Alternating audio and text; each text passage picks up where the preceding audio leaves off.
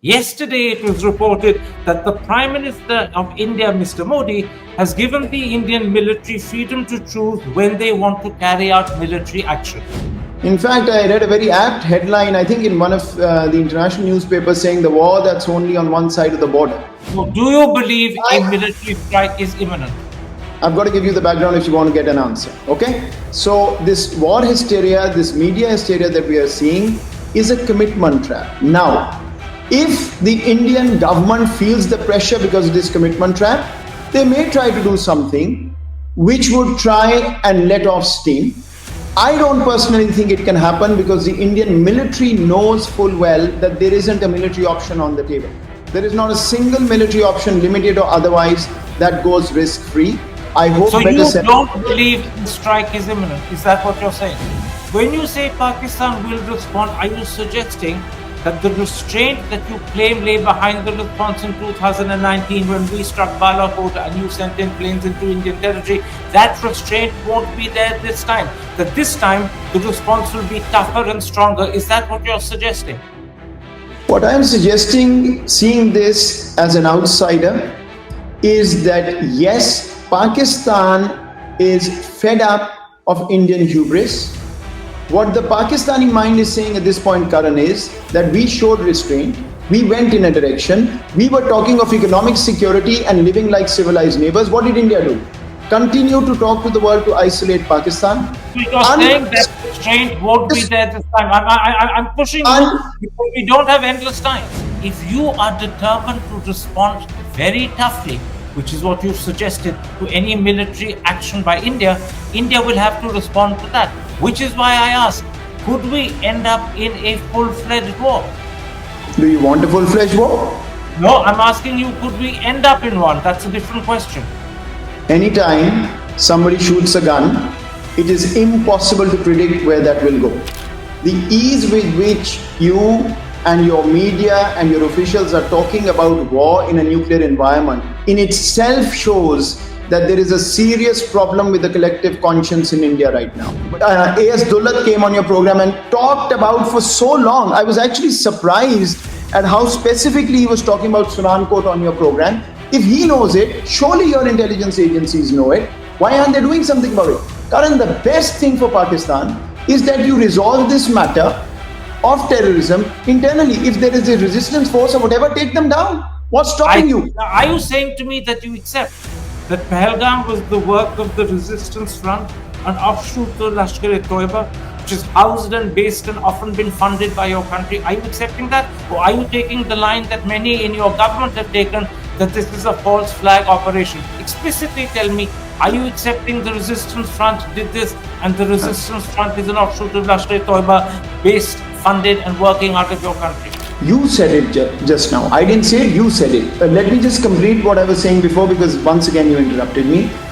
Please solve this problem internally. If you find terrorists, go after them, do whatever you want. But, Karan, please do not make a mockery of this by going and raising homes of people who have nothing to do with it. I was reading Mirwais Umar Farooq today that in Missouri, Kashmiris are being taken down because something has happened in the territory up there.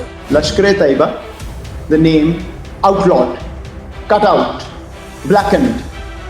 Do these groups come up with new names, change memberships, new people start joining, the old people leave? It's an industry. Yes, happens in Pakistan, happens in India, happens in Iraq, everywhere. That's the anatomy of militant groups. What is Don saying? You're just proving that the way you tackle them is ineffective. That you're quite happy to transform into another group and continue with exactly the same violence and the same evil. You're proving it yourself. If you think that Pakistanis are crazy enough to let people who are killing Pakistanis play this game with us, then okay. But we are rational people. What Don is telling you is that the structure of violence, Don is saying, does suggest a certain craziness in the way you handled them in the past. They're coming back to bite you viciously at the moment.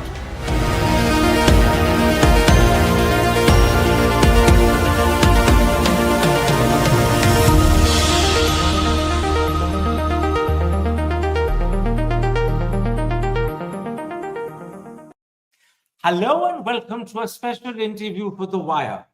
As tension between India and Pakistan steadily increases, the Pakistani defense minister has told Reuters that a military incursion by India is imminent. That's the reason why today we speak to Pakistan's former national security advisor about how he views the developing crisis. Does he accept that the slaughter in Pahalgam was the work of a Pakistani terrorist organization? What is his response to India's decision to place the Indus Waters Treaty in abeyance?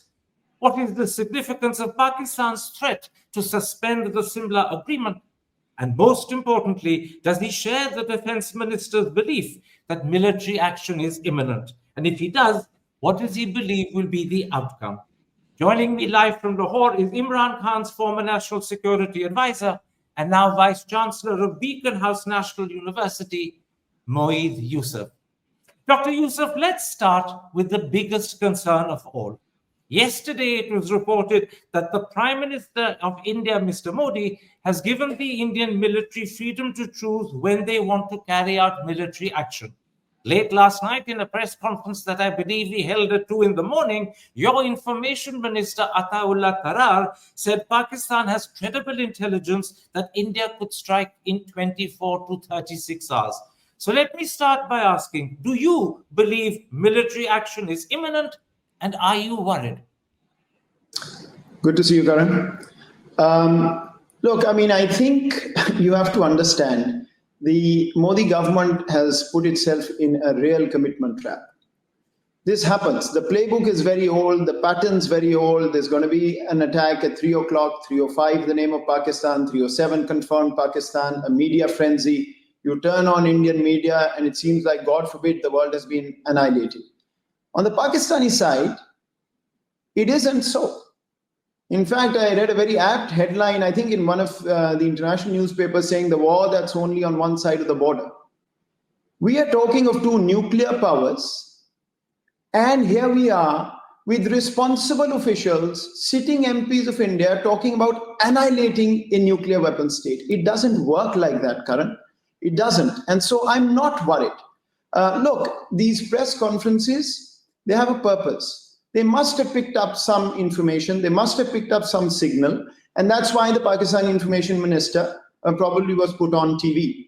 But I think there's a reality behind it. The Modi government and his coterie can come and say it's time to take over Pakistani Kashmir. They can come over and talk about, oh, Pakistan, this is time to undo 1947. I'm shocked even your left-wing politicians, the Congress politicians, Manish Tiwari, sits with... Please, Dr. Yusuf, my question was simple. You answered half of it. You said you're not worried. The first half was, do you believe a military strike is imminent? Karan, we agreed you won't interrupt me and I won't interrupt you. And we also agreed that you would answer pertinently and to the point. I'm here for as long as you want, my friend. Let me answer. You brought me online, let me answer. So do you believe a military strike is imminent? I've got to give you the background if you want to get an answer, okay? So this war hysteria, this media hysteria that we are seeing is a commitment trap. Now, if the Indian government feels the pressure because of this commitment trap, they may try to do something which would try and let off steam. I don't personally think it can happen because the Indian military knows full well that there isn't a military option on the table. There is not a single military option, limited or otherwise, that goes risk-free. I hope. So you don't believe the strike is imminent? Is that what you're saying?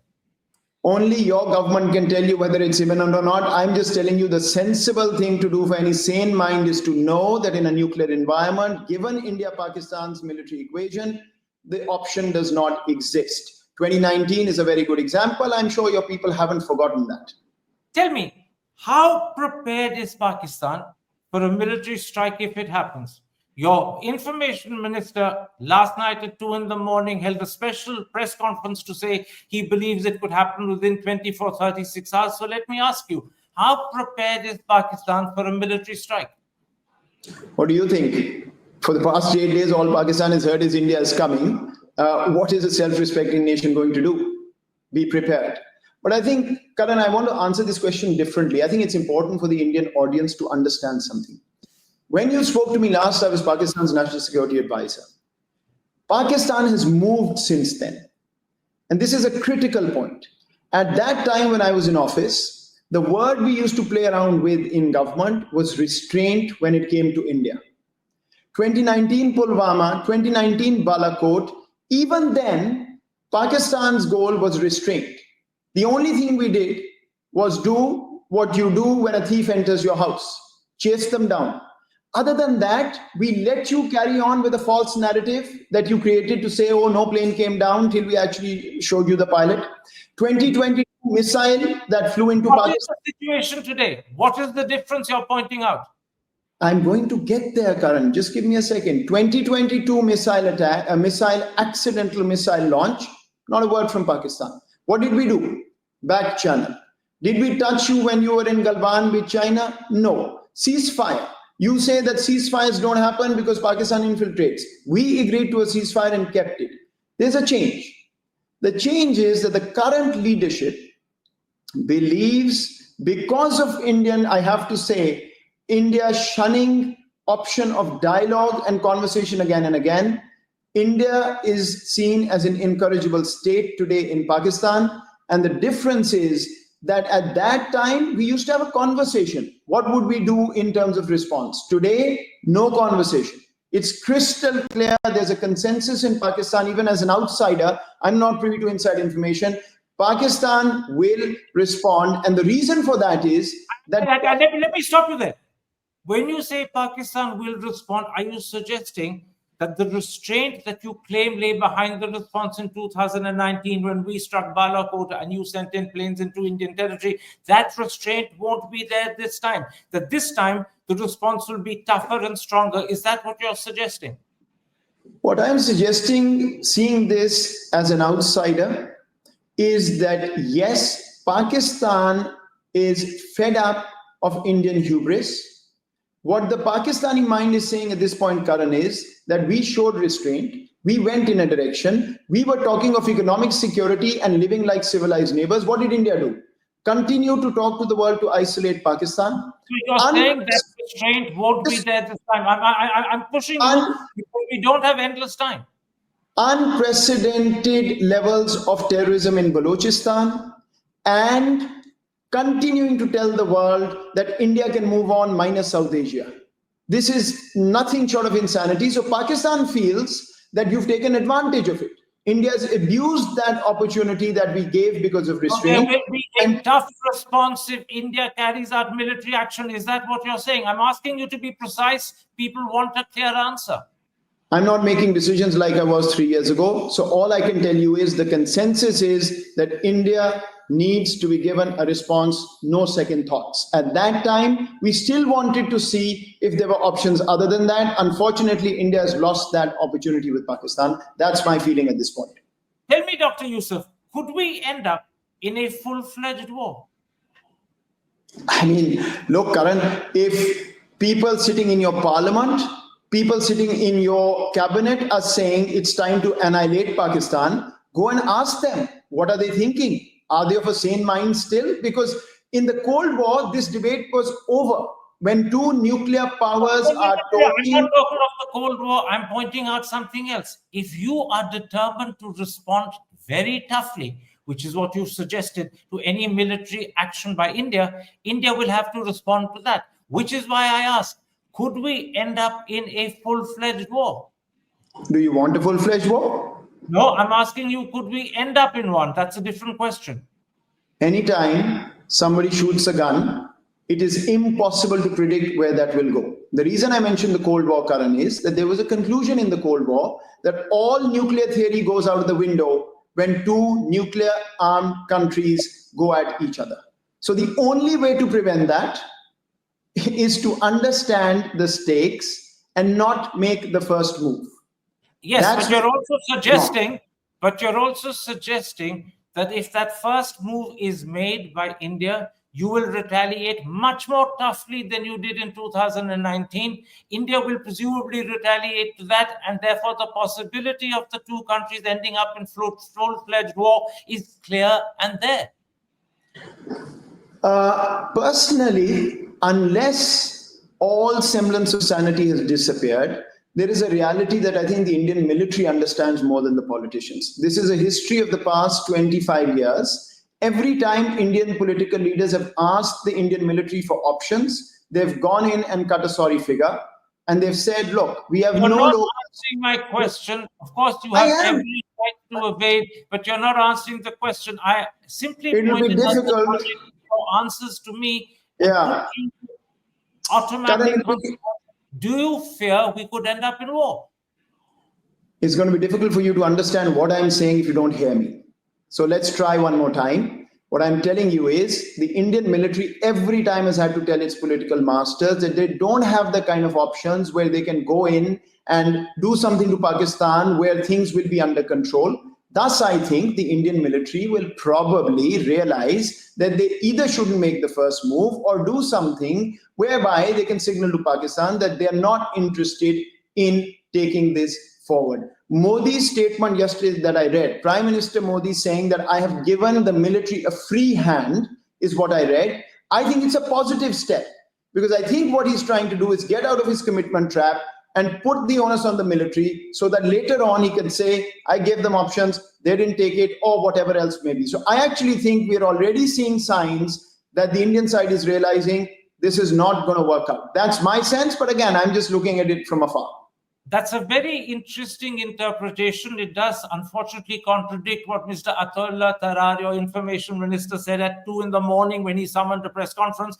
He doesn't believe that the situation is lessening, that by Mr. Modi giving the military freedom to choose when to act, and how far to act, that the situation is lessening. He actually believes a military strike is imminent. It doesn't contradict, Karan, because it's not like when Modi says you have a free hand, they will go home, pack up, and take their forces away. All these signals go on in a crisis. You will have movements on the ground. The officials will pick up those movements. Somebody who has the luxury like me sitting outside will do an analysis. If I was in the government today, perhaps I wouldn't be saying this. Let me put this to you. If it does come to war, and there's an if there, I'm underlining the if it does come to war, do you in Pakistan believe that China will militarily come to your support? They didn't in Kargil in 1999. They didn't in 2019. But could they come to your support now? We don't need it. When it comes to India, this is what you have to understand, Karan. First of all, let me reiterate. The ease with which you and your media and your officials are talking about war in a nuclear environment in itself shows that there is a serious problem with the collective conscience in India right now. But leave that aside. In Pakistan and India's case, there is zero element of surprise. Each country, both countries know exactly what the other can do. They exactly know what the targets could be. Each and every move is plotted by both. So there is no question of any tactical advantage on either side. That's why I'm saying it's absolutely crazy to even think to try something like this, which is going to be pointless. 1.5 billion people held hostage. So I just hope that sanity prevails. That's all I can say. Let me ask you this. As a former national security advisor, when your government threatens to respond, and I'm quoting your government, with full force across the complete spectrum of national power, if any attempt to divert or stop the flow of water is made, how do you assess this threat to use nuclear weapons? Is it serious or is it bluff? The question is, which country in the world says that I want to become a regional power, I want to be a member of the United Nations Security Council, and will breach one of the most sacrosanct laws in international jurisprudence? We are a lower riparian. The equitable use of water is enshrined in every letter of law. No, you're not answering my question. Forgive me. I asked you a simple question, and I undertook not to interrupt you on the condition that you promised that you would answer questions rather than deliberately deviate. Once again, no, not deviating. Just I'm asking you, how do you, as a former national security advisor, respond to the threat made by your government to use what they call the full spectrum of national power, which includes nuclear weapons? And I asked you, is that serious or is it a bluff? Karan, to answer why the threat, I have to tell you what has happened. Okay?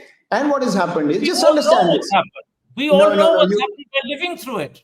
This is the problem. The Indian state has started lying to the people so much that you don't understand. India has declared unilaterally and illegally, that a treaty it cannot get out of, it is going to hold in abeyance, and it will hold the future of 250 million people hostage such that they can starve.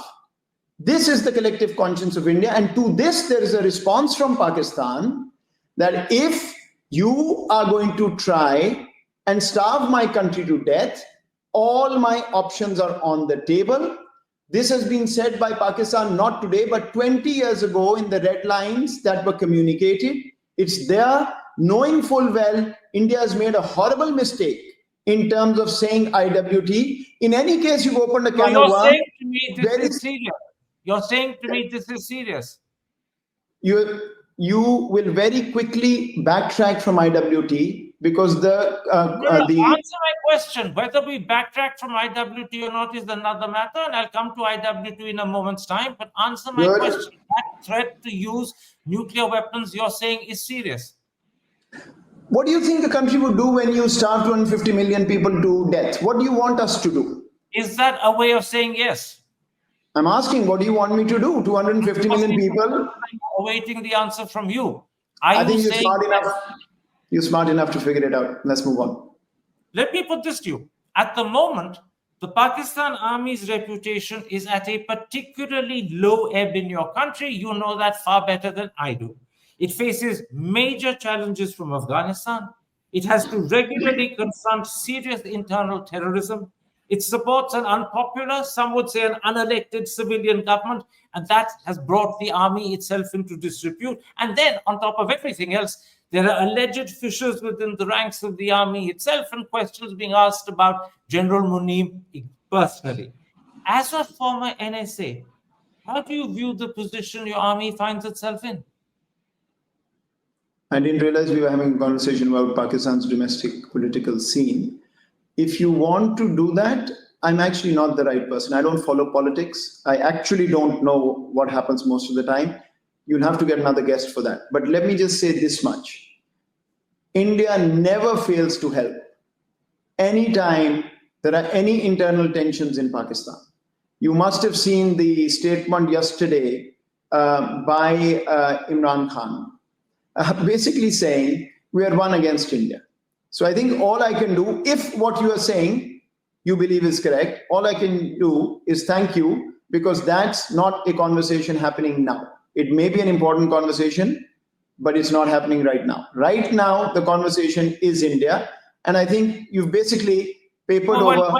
The reason why those questions about your army are important is they will, in a sense, help determine the effectiveness of the army at this point of time, the unity within the army, the relationship between the army and the civilian government, and the relationship between the army and the rest of the country, because the country thinks that the army is supporting an unelected government. That's why, at this juncture, those were credible questions to answer. But if you don't that's want easy. to answer that, That's easy. That's easy. That's very easy. That's very easy. It has absolutely no impact on what Pakistan is going to do if India does something crazy. Okay. To the last man. No question. Let's then come to how this crisis began. How do you view the terror attack in Pahalgam last Tuesday, which killed 26 innocent civilians and responsibility for which was claimed by the Resistance Front, an offshoot of the Lashkar-e-Taiba, which the United States, the United Kingdom, and the United Nations consider a terrorist organization? How do you view that slaughter in Pahalgam? Well, any single loss of life anywhere to any violence, how can you think of it? There's only one way. There's only one way. Nobody ever can condone anything like that. That's how I think about it. The other part of this is, I think it was a massive intelligence failure, of course, on India's part. You've been telling us and the world for 3 years that Kashmir is absolutely normal. There is no problem there. There's no terrorism. There are no cells. You're asking the world to come and invest in Kashmir. And now you're undermining your own narrative by saying, hold on 1 second. These people came from Pakistan. To this day, I don't know what you're alleging, whether they came from Pakistan, they were already there, or whatever it may be. What you're suggesting is all is not good in Kashmir. Clearly, if you knew at 3:05 that Pakistan was behind it, somebody must have known at 2:55 p.m. how to stop it. On your program, Ajay Shukla that day said, it's 100% false. that Kashmir is normal. A.S. Dullat came on your program and talked about for so long. I was actually surprised at how specifically he was talking about Sunankot on your program. If he knows it, surely your intelligence agencies know it. Why aren't they doing something about it? Karan, the best thing for Pakistan is that you resolve this matter of terrorism internally. If there is a resistance force or whatever, take them down. What's stopping you? But please, I thank you, Dr. Yusuf, for watching my program so closely and so frequently. No, I do. But after my question, just 1 second. Are you saying to me that you accept that Pahalgam was the work of the Resistance Front, an offshoot of Lashkar-e-Toiba, which is housed and based and often been funded by your country? Are you accepting that? Or are you taking the line that many in your government have taken, that this is a false flag operation? Explicitly tell me, are you accepting the Resistance Front did this and the Resistance Front is an offshoot of Lashkar-e-Toiba, based, funded and working out of your country? You said it just now. I didn't say it, you said it. Let me just complete what I was saying before, because once again you interrupted me. Please solve this problem internally. If you find terrorists, go after them, do whatever you want. But, Karan, please do not make a mockery of this by going and raising homes of people who have nothing to do with it. I was reading Mirwais Umar Farooq today that in Missouri, Kashmiris are being taken down because something has happened in the territory up there. So anyways, if India looks good doing that, that's your problem. Let me come to what you're saying now. If whatever this resistance front has done this, for God's sakes, it's been over a week, put that top secret evidence out, show it to Pakistan, show it to the world, show it to your people, so that we can figure out what we have to do from here. And now let me tell you, this time, Karan, the playbook hasn't worked. And India is in trouble of this commitment trap because of that. What used to happen? You do this 3 o'clock, 3:05, 3:07, and the world would descend upon Pakistan to say, bad boy, rap on the knuckles, you have to figure this out. This time, India has moved with the same playbook, and let me read to you from the New York Times. This is a briefing your government held for foreign diplomats in Delhi. They walked out, and this is what they're saying. The lack of strong evidence offered so far pointed to one of two possibilities: that India needs more time to gather information about the terrorist attack before striking Pakistan, or that in a time of particular chaos on the world stage, it feels little need to justify to anyone the actions it plans to take. It hasn't worked. If you had evidence, it would be out by now. The window is gone. The New York Times article is well known. I was quoting it yesterday in my interview to Mr. Sabarwal. That may have been an interview that you didn't watch. You watched a lot of my others, and I thank you for that. But let me put something into you, because I think as far as the Indian viewpoint is concerned, this something else is critical. There is a view in India that the speech your Army Chief General Asim Munir gave to the Overseas Pakistani Convention last fortnight, where he referred to Kashmir as Pakistan's jugular vein, adding, and I'm quoting him, "We will not forget it, and we will not leave our Kashmiri brethren alone in their heroic struggle." And he then spoke at length about how Muslims and Hindus are different in almost every possible aspect of life. The view in India is that this was an indication to terrorists to do something, and they deliberately chose Vice President Vance's visit to India as the opportunity. As a former national security advisor, how do you respond to that view? Because let me tell you, it's very widely held in this country. Well, thankfully, it's not for the Pakistan government or me to address your paranoia and insecurities. I mean, that's for all of you to decide how you want to interpret what you interpret. What I can tell you is that, for this program, in a lighter vein, I went to ChatGPT and I asked belligerent statements by Indian officials against Pakistan. The thing took 5 minutes to give me page after page after page where your officials are saying Pakistan should be finished off, Pakistani Kashmir is going to assimilate. Chatham House, your foreign minister goes and says that's the only thing left is the Pakistani Kashmir part. I told you about Manish Tiwari, BJP MP saying erase Pakistan. When I asked about Pakistan's belligerent statements, it took about 1 millisecond. What am I saying? When you talk about when you talk about Pakistan's I won't cite Pakistan's belligerent statements about India. I'll cite, in fact, admissions made by your defense minister Khaja Asif to Yalda Yeah. Hakim of Sky News just a couple of days ago. He What did admitted, what I'll did he say, tell sir? you what he said. He Please do. admitted that for decades, Pakistan was supporting, funding, and training terrorist organizations on behalf of the United States. He said that in so many words, crystal clearly. Yeah, I It was, heard that. let me finish. It was headlines all over the world. And what Yeah. I'm saying to you is this: if he can admit that your country has been funding terrorist organizations on behalf of the United States, why is your government unwilling to accept that that is precisely the relationship Pakistan has with the Lashkar-e-Taiba and with the Jaish-e-Mohammed, who target India? And let me add before you answer that in retirement, General Musharraf more or less accepted that. Why is Khwaja Asif not able to accept it in office? First of all, let me say you asked about the earlier speech. So just take it that another country can also say at some point, enough is enough, get fed up, and respond to let you know where we stand. That speech that you're quoting, as far as I can tell, is talking about what Qaid-e-Azam Muhammad Ali Jinnah was talking when Pakistan was made. So there's nothing new there. So leave that. Khaja Asif. Let's talk about Khaja Asif. Okay. Forgive me. No, forgive me. You've challenged me that he was only talking about what Qaid-e-Azam Jinnah was saying. No, in fact, that speech went further. I'm going to quote from that speech. It's here beside me. Our forefathers believed that we were different from Hindus in every possible aspect of life.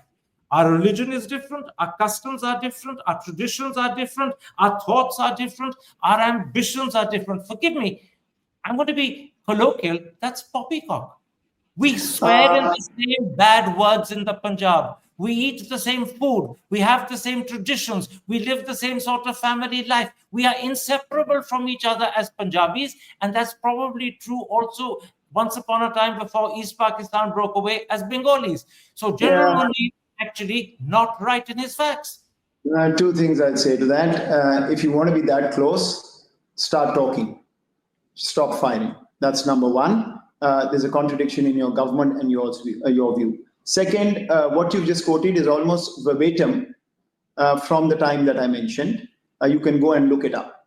This was part of the entire conversation. By the way, the two-nation theory that the Modi government has brought back to life by continuing to say that Muslims and Hindus are different and we know what's happening. I don't want to go there. That's an internal Indian concern. Khaja Asif, you talked about Khaja Asif. So let me answer since you like direct answers. Khaja Asif, right or wrong, I don't carry any brief for the government, clearly not a natural for international media, talked about Afghanistan and Pakistan supporting the groups in the war in the 80s and post 9/11 in cahoots with the US. The world knows that. There's nothing new there. Pakistan was part of the operations against the Soviet Union. In an exactly similar way, you've been supporting the Lashkar-e-Taiba and the Jaish-e-Mohammed. As I told you in retirement, General Musharraf more or less accepted it. And Tariq Khoza, who used to be your Director General of the Federal Investigative Agency, actually said in 2015 in an article for Dawn that the Bombay attack of 2008 was planned and launched from Pakistan. He went into explicit details, which are here with me. I hold them up. I know. Into it. So what I'm saying is, if you can accept that you are supporting terrorists on behalf of the United States, why don't you accept you're supporting terrorists to target India? Because we're not. You know what this New York article also said? It said that India is trying to wage a war based on the past. So if you want to go back 17 years, let's go to 1971, let's go to Samjhauta. Let's not waste our time. I'm not here for that. Live in the moment. I'm telling you what's happening in Pakistan today. Your country is threatening war, and I'm telling you there's a consensus on the Pakistani side. It won't be ignored. That's the conversation to have. If you want to live in the past, another day, please. You made that very clear, and I'm grateful for the clarity with which you said that the restraint Pakistan had showed in 2019 is unlikely to be shown this time around if India carries out a military strike. That's when I asked you whether there was a possibility we'd go into a full-fledged war, but suddenly you began to back off. Suddenly you began to interpret what Mr. Modi had said to the Indian military in a very different way to the rest of the country. Yes, that's your prerogative. Let me come back to Let me say something. My very, very simple mind cannot absorb a sane person like you talking about all-out war in a nuclear environment. I wasn't That's talking why about I'm all-out unable war. to I was understand. asking you whether we could end up in all-out war. It was a question, not a statement. I am unable to understand what mutation has happened in the Indian polity that you have begun to froth at your mouths every time the word Pakistan is mentioned. Let me say this, Karan. I'm sorry to say this. I apologize in advance, but I'm a student of history as you are. Anytime you would have, anytime you would have a supremacist ideology take over, you will always have a delusion of invincibility. This is where India is struggling. You're talking of annihilating another nuclear power. Why?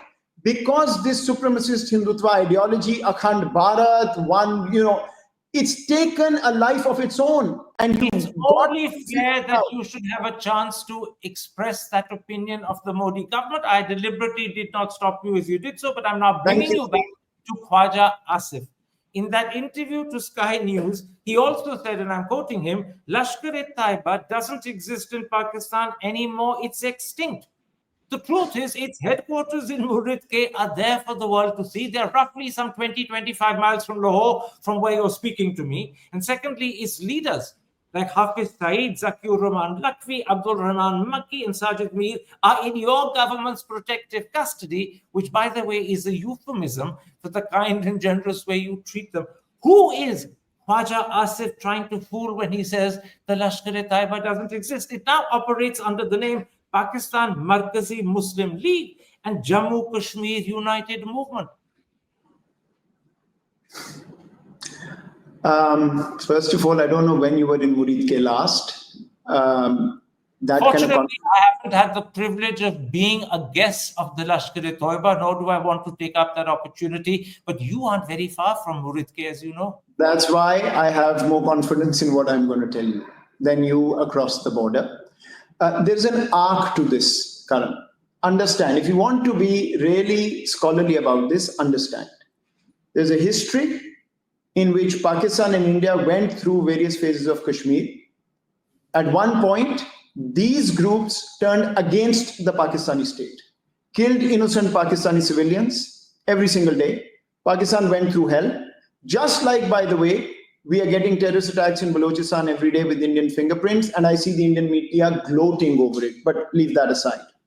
Since that time, this was tied up with the post-9/11 war in Afghanistan. Pakistan actually went after each one of these groups, and now what you are hearing from Pakistan is correct, that Pakistan did go after these groups. They are sworn enemy of the state, not the other way around. And if that were not true, Karan, can I ask you, why would Pakistan agree to a ceasefire when I was in office? Why? If that's what we wanted to do, 2019 August, Kashmir was... I won't contradict you. I won't contradict you. I'll quote Dawn newspaper, arguably your country's most reputed newspaper in English, to contradict you. You say that organizations like LET no longer exist. Khwaja Asif says it's extinct. I did not say that. I did not say that. Karan, I did not say that.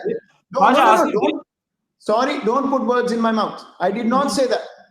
I did not say that. Listen again. That's why I'm saying, hear me out. They've been fought and battled and they no longer existed. I did not say that. Let me say again. And when you hear this... What did you say? What did you say? When you hear this recording, please be sure to apologize to me, because on air you are trying to say that I said something. I'll tell you what I said.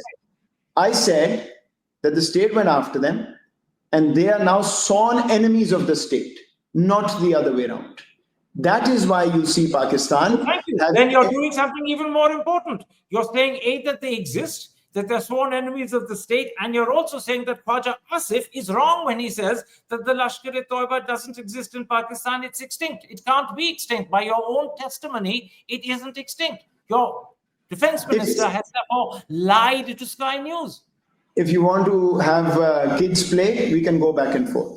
Here is what I will... I'll tell you... Khwaja Asif is wrong. I'll tell you one more time. Lashkar-e-Taiba and these groups turned against the Pakistani state.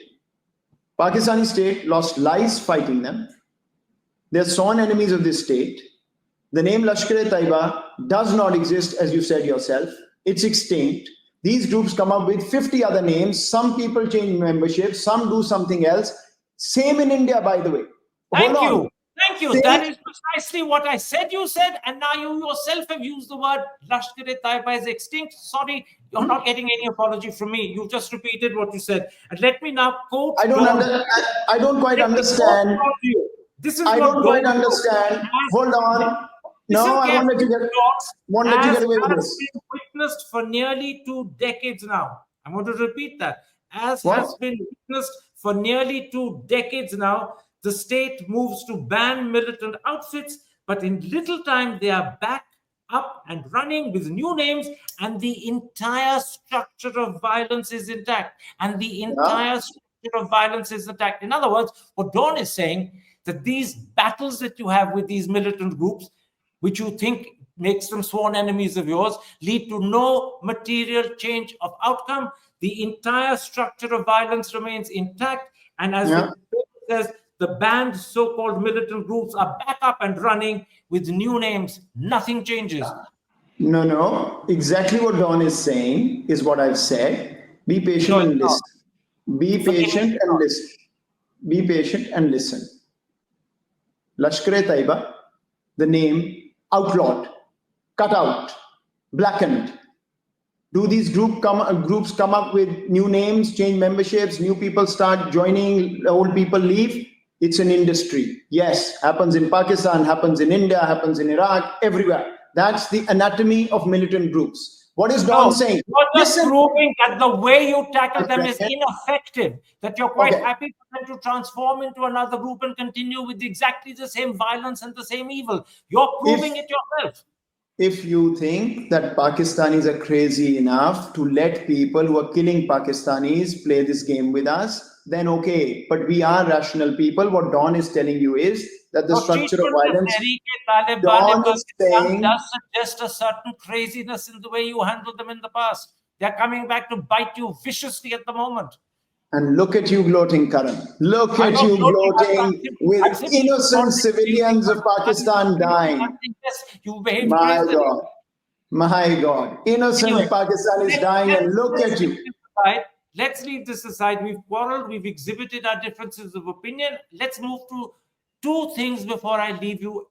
And those 2 things are the way India has responded to the situation and the way Pakistan has responded.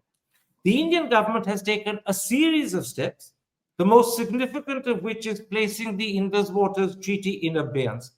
Given, I'm told, that the Indus Waters account for up to 80% of Pakistan's irrigated agriculture, and I'm told it also accounts for somewhere between 20 to 25% of our country's GDP, how do you view this step?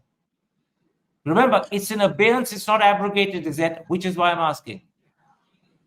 गलती हो गई आप लोगों से. That's how I see it. And the sooner you realize it, the better. Let me explain. First of all, if India is willing to declare itself above and beyond international law, if it's willing to declare itself a rogue state, you can do this. Otherwise, the Indus Water Treaty has no mechanism, absolutely no mechanism for either country to either hold it in abeyance or to withdraw from it. Not possible, illegal, number 1. Number 2, I've said this to you before, I'll say it again.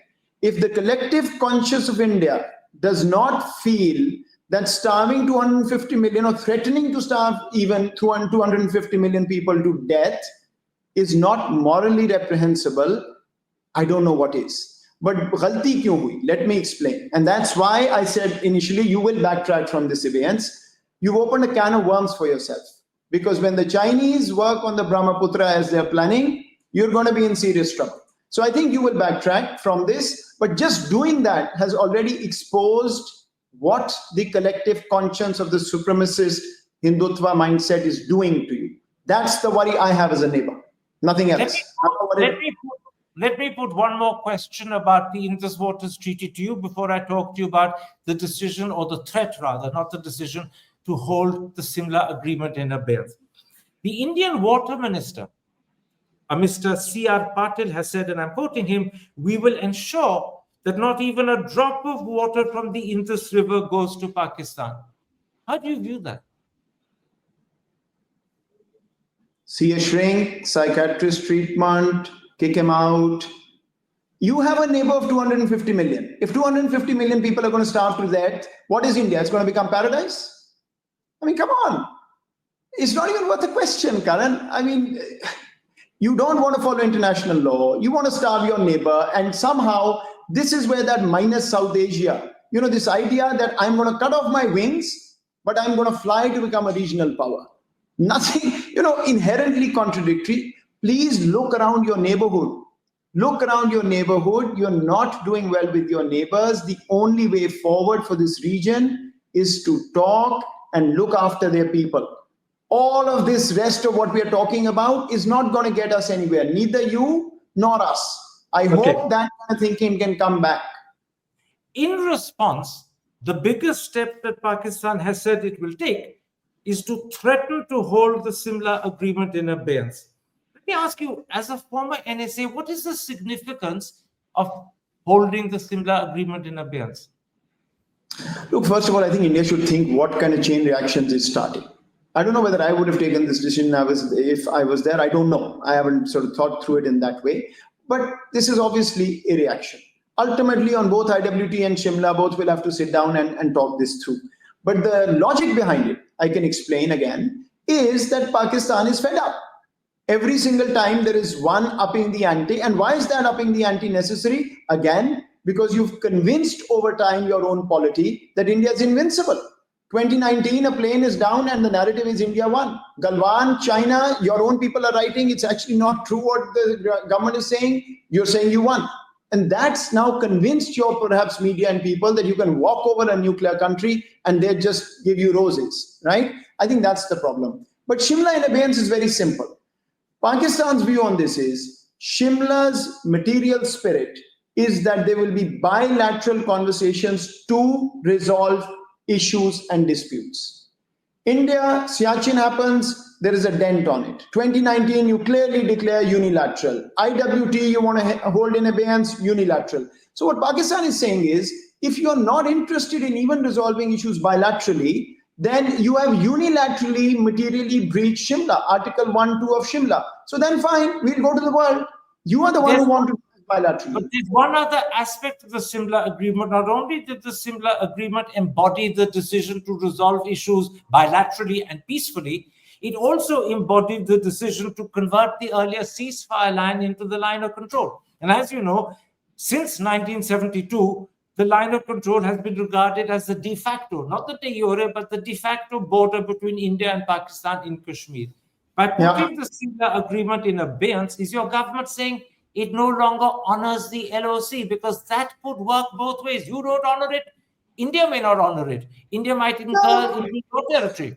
Yeah, I don't actually think so. As I said, I think both these IWT and Shimla are tit for tat sort of actions, and they will need to sit down and talk through this, right? It's as simple as that. And I hope better sense prevails and this happens very, very quickly.